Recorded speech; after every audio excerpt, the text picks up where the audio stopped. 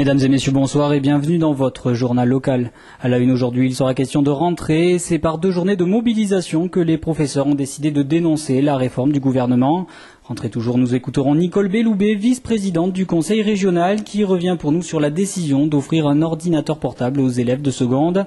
C'est la fin des vacances et c'est déjà l'heure des bilans pour l'Office du tourisme. Nous ferons un point avec son directeur adjoint. Et enfin, souvenir, il y a un peu plus de 6 ans, Claude Nougaro nous quittait. Et c'est à l'occasion de l'anniversaire de sa naissance que la Maison Midi-Pyrénées organise différentes animations. Nous y reviendrons à la fin de ce journal. Et on commence tout de suite ce journal avec une rentrée qu'on pourrait qualifier d'agitée. En effet, si les élèves ont repris le chemin de l'école, certains enseignants ont choisi de boycotter la rentrée pour contester la réforme de l'éducation nationale. Le syndicat national des enseignants du second degré rappelle que les décisions gouvernementales vont rendre plus difficiles les conditions de travail des enseignants et des élèves dans les collèges et lycées. Gisèle Bonnet, co-secrétaire du SNES, nous en dit un petit peu plus. Nous estimons que nous devons donc dénoncer fortement les conditions qui sont faites au second degré quant les suppressions de postes, celles des années passées, celles qui s'annoncent aussi pour l'année à venir, les réformes qui sont mises en place au mépris des enseignants et qui sont contestées majoritairement par les enseignants. Elles sont mises en place donc à marche forcée et dans la plus grande confusion et bâclée. Nous contestons donc les suppressions de postes, ce qui engendre des effectifs très lourds dans les classes. Nous constatons jusqu'à 30-31 élèves dans des classes de 6e, des mauvaises conditions de travail pour les enseignants, mais aussi pour les élèves, des enseignants qui sont nommés sur plusieurs établissements, pour les élèves des dédoublements qui ne sont plus assurés, et je répète, des effectifs très lourds. Nous contestons aussi la réforme de la formation des maîtres, puisque les enseignants sont mis sur le terrain sur un service complet avec une formation sacrifiée.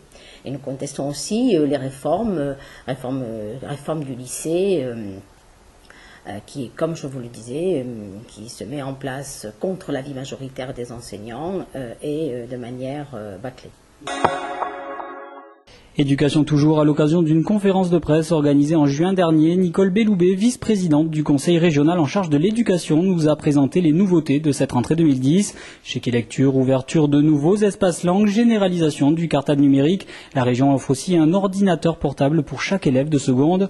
On l'écoute tout de suite sur ce dernier point. Nous avons pris, me semble-t-il, nous sommes exactement dans le rôle de la région, qui est le rôle à la fois de solidarité et de justice pour tous les élèves, de justice face au système éducatif, et donc nous avons décidé d'offrir à tous les élèves entrant en seconde un ordinateur portable, mais sous condition de ressources. C'est-à-dire qu'on est là vraiment dans l'idée de péréquation et d'égalité.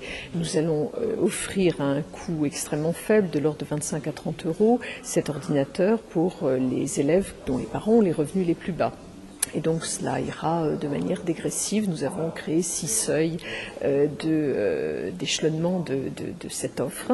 Et donc ça permettra, me semble-t-il, à ces jeunes d'avoir, comme la plupart de ceux qui peuvent s'offrir un ordinateur portable, accès à la connaissance, accès aux ressources pédagogiques, accès à l'univers Internet. C'est de l'ordre de 4 millions d'euros par an, d'après ce que nous évaluons. Évidemment, nous ne sommes pas capables encore de savoir quelle sera la demande effective, mais nous ciblons autour, effectivement, de 4 millions d'euros par an.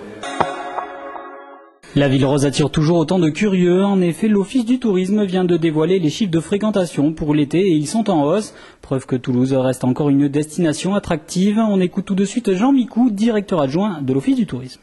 Pour Toulouse, c'est vrai, l'été a été plutôt positif dans un contexte quand même de crise économique.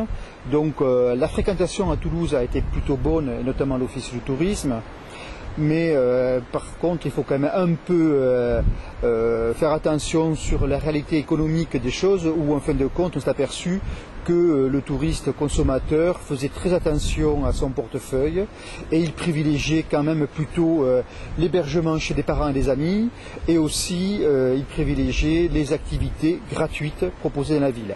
Même si certains acteurs touristiques et culturels ont pu remarquer une légère hausse de leur fréquentation. on a eu une remontée des populations étrangères de proximité, ce qu'on appelle nous, des pays limitrophes de la France. L'Italie, l'Espagne est revenu un peu, aussi un peu d'anglais. Donc c'est plutôt bien par rapport à 2009 où vraiment on avait eu une forte baisse de la clientèle étrangère. Mais bien sûr, c'est quand même les Français qui restent la principale force touristique, économique à Toulouse. Hommage à présent à 3 jours de l'anniversaire de Claude Nougaro, la région Midi-Pyrénées organise une semaine d'activités autour de l'artiste. Expositions, ateliers chansons et apéros-concerts seront au programme pour le plaisir des petits et des grands. Une façon de redécouvrir le chanteur, comme nous l'explique Sandrine Souléry, chargée de communication de la maison Midi-Pyrénées. Cette semaine, donc, la maison Midi-Pyrénées fête Claude Nougaro, puisque Claude Nougaro est né 9 septembre.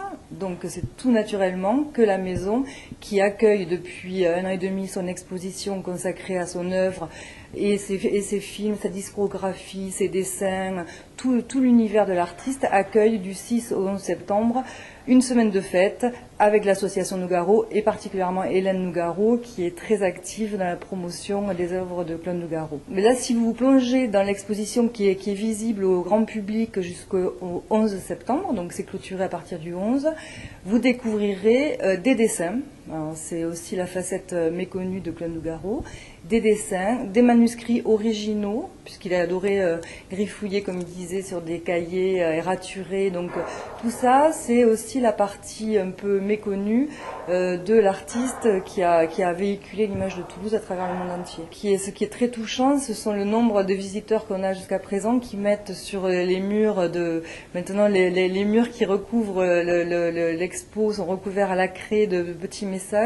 Donc il y a des enfants qui mettent des petits messages presque d'amour, et on voit des petits bouts danser au sous-sol autour des galets de Garonne sur Claude Nougaro. Donc c'est vrai que ce qui nous a beaucoup touché, c'est que ça touche toutes les tranches d'âge et que l'image se perpétue vraiment partout. Voilà, c'est la fin de ce journal. Merci à vous de l'avoir suivi. Dans quelques instants, on se retrouve pour l'invité du jour. Ce soir, c'est Gisèle Vergnol, adjointe à la mairie en charge de l'éducation. Avec elle, nous reviendrons sur les aménagements prévus pour la rentrée.